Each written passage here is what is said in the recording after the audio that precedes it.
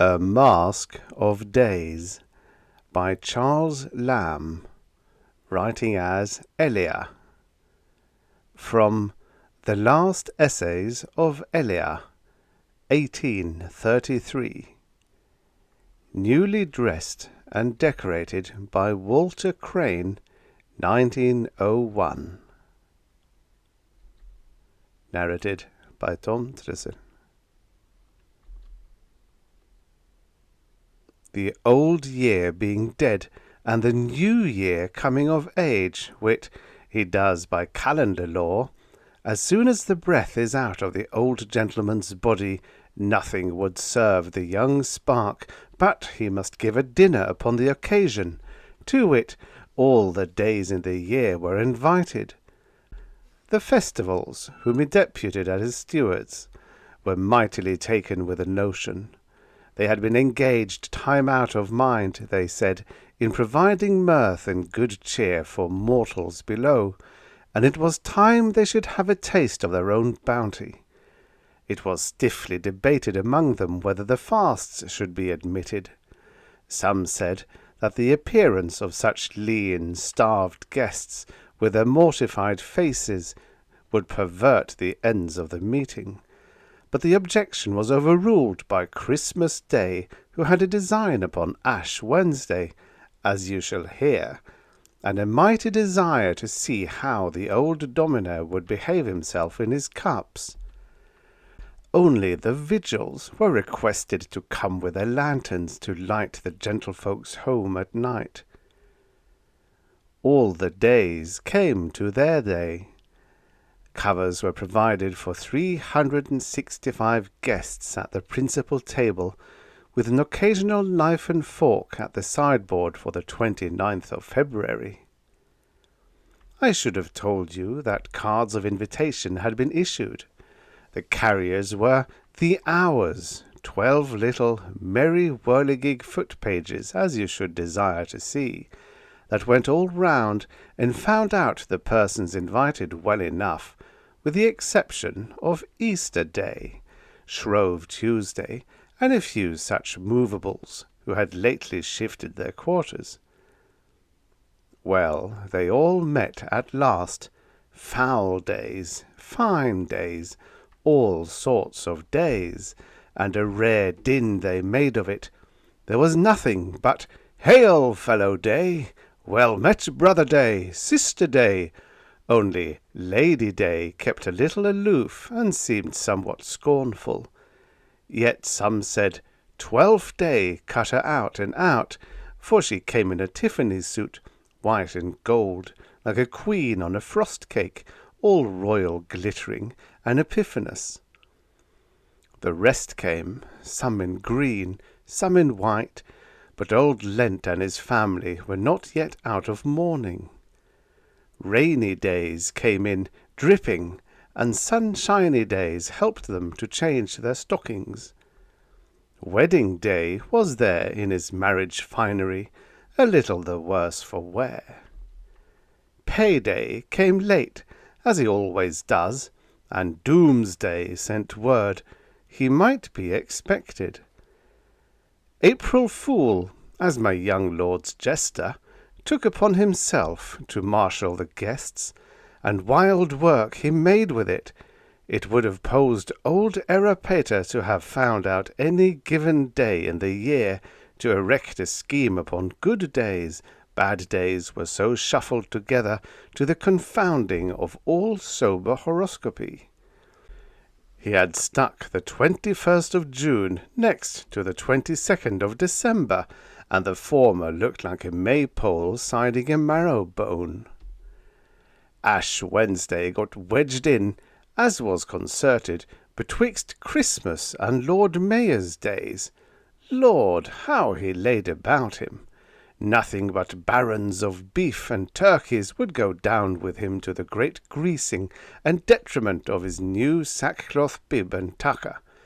And still Christmas Day was at his elbow, plying him with a wassail bowl, till he roared and hiccuped, and protested there was no faith in dried ling, a sour, windy, acrimonious, censorious, hypocritical mess, and no dish for a gentleman.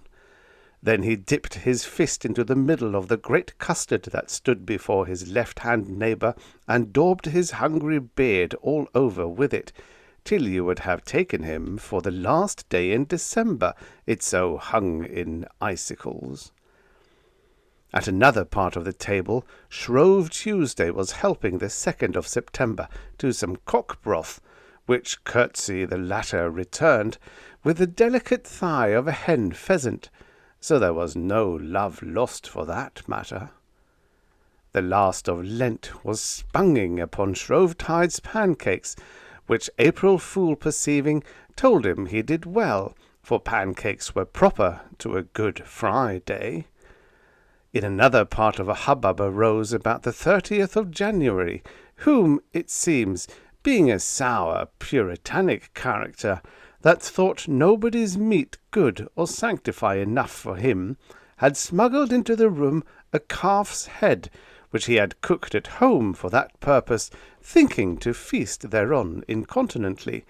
But as it lay in the dish, March Manyweathers, who is a very fine lady, and subject to the megrims, screamed out there was a human head in the platter, and raved about Herodias' daughter to that degree, that the obnoxious viand was obliged to be removed, nor did she recover her stomach till she had gulped down a restorative, confected of oak apple, which the merry 29th of May always carries about with him for that purpose. The king's health being called for after this, a notable dispute arose between the 12th of August, a zealous old Whig gentlewoman, and the 23rd of April, a new-fangled lady of the Tory stamp, as to which of them should have the honour to propose it. August grew hot upon the matter, affirming time out of mind the prescriptive right to have lain with her, till her rival basely supplanted her. April Fool, being made mediator, confirmed the right in the strongest form of words to the appellant, but decided for peace's sake that the exercise of it should remain with the present possessor. It beginning to grow a little duskish, Candlemas lustily bawled out for lights, which was opposed by all of the days, who protested against burning daylight. Then fair water was handed round in silver ewers, and the same lady was observed to take an unusual time in washing herself. May Day, with that sweetness which is peculiar to her, in a neat speech proposing the health of the founder, crowned her goblet, and by her example the rest of the company, with garlands. This being done, the lordly New Year from the upper end of the table, in a cordial but somewhat lofty tone, returned thanks. He felt proud on an occasion of meeting so many of his father's late tenants, promised to improve their farms, and at the same time to abate, if anything was found unreasonable, in their rents. At the mention of this, the 4 quarter days involuntarily looked at each other and smiled. April Fool whistled to an old tune of New Brooms, and a surly old rebel at the further end of the table, who was discovered to be no other than the 5th of November, muttered out distinctly enough to be heard by the whole company, words to this effect, that when the old one is gone, he is a fool that looks for a better, which rudeness of his, the guests resenting, unanimously voted his expulsion, and the malcontent was thrust out neck and heels into the cellar, as the properest place for such a boot-fur and firebrand as he had shown himself to be. Order being restored, the young lord, who, to say truth, had been a little ruffled and put beside his oratory, in as few and yet as obliging words as possible, assured them of entire welcome, and, with a graceful turn, singling out poor 29th of February, that had sat all his while mumchance at the sideboard, begged to couple his health with that of the good company before him, which he drank accordingly, observing that he had not seen his honest face any time these 4 years, with a number of endearing April fools swore they had exchanged conditions, but Good Friday was observed to look extremely grave, and expressions besides. At the same time, removing the solitary Day from the forlorn seat which had been assigned to him, he stationed him at his own board, somewhere between the Greek Kalends and latter Lammas. Ash Wednesday, being now called upon for a song, with his eyes fast stuck in his head, and as well as the canary he had swallowed would give him leave, struck up a carol, which Christmas Day had taught him for the nonce, and was followed by the latter, who gave Miserere a fine style, hitting off the mumping notes and lengthened drawl of old Mortification with infinite humour. Sunday held her fan before her face, that she might not be seen to smile. Shrovetide, Lord Mayor's Day, and April Fool next joined in a glee. Which is the properest day to drink? In which all the days chiming in made a merry burden. They next fell to quibbles and conundrums. The question being proposed, who had the greatest number of followers? The Quarter Days said, there could be no question as to that, for they had all the creditors in the world dogging their heels. But April Fool gave it in favour of the 40 days before Easter, because the debtors in all cases outnumbered the creditors, and they kept Lent all the year round. All this while Valentine's Day kept courting pretty May, who sat next him, slipping amorous billets doux under the table, till the dog days, who are naturally of a warm constitution, began to bark and rage exceedingly.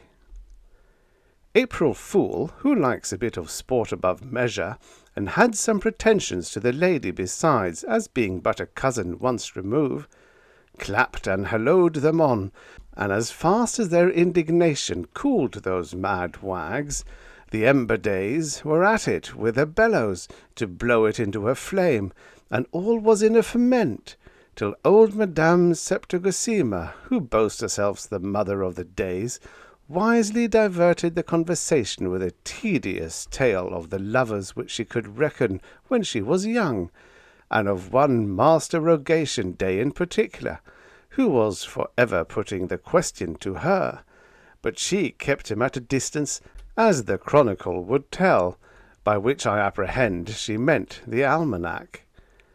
Then she rambled on to the days that were gone, the good old days, and so to the days before the flood, which plainly showed her old head to be little better than crazed and doited. Day being ended, the days called for their cloaks and greatcoats, and took their leaves. Lord Mayor's Day went off in a mist as usual.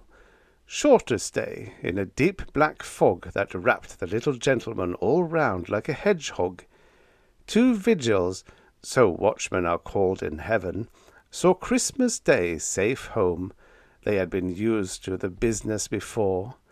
Another vigil, a stout sturdy patrol, called the Eve of St. Christopher, seeing Ash Wednesday in a condition little better than he should be, even whipped him over his shoulders, pick-a-back fashion, and old Mortification went floating home singing, "On the bat's back do I fly,"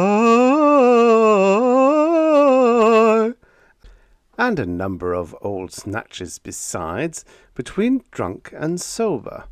But very few Eves or penitentiaries, you may believe me, were among them. Longest Day set off westward in beautiful crimson and gold, the rest some in one fashion, some in another, but Valentine and pretty May took their departure together in one of the prettiest silvery twilights a lover's day could wish to set in. Finis.